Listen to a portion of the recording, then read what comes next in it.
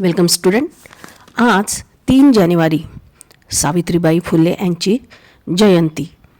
3 जानेवारी 1831मध्ये सातारा जिल्ह्यातील नायगाव येथे त्यांचा जन्म झाला.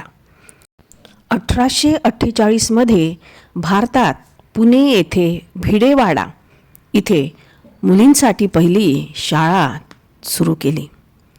त्यासाठी त्यांनी अपार वेदना सहन केल्या. शेण, दगड, माती झेलून त्यांनी स्त्रियांना हक्क मिळवून दिला. स्त्री शिक्षणाचा त्यांनी ध्यास घेतला व पूर्णत्वास नेला. स्त्री शिक्षणातून स्त्रियांचे सक्षमीकरण करताना समाजाच्या विरोधाला धैर्याने तोंड दिले. आधुनिक शिक्षणाच्या त्या जननी म्हणून सावित्रीबाई नावारूपास आल्या.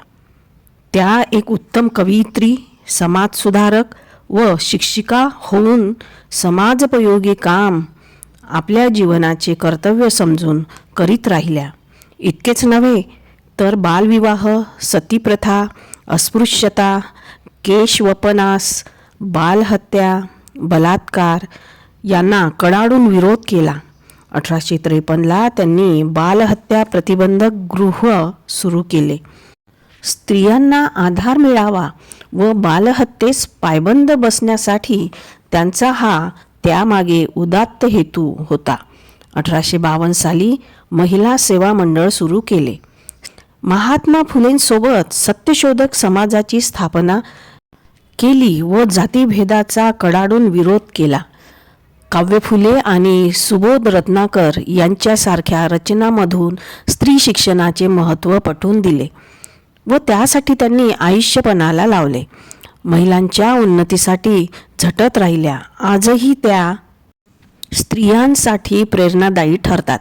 अशी महान स्त्री 10 मार्च 1897 रोजी आपल्याला सोडून गेली.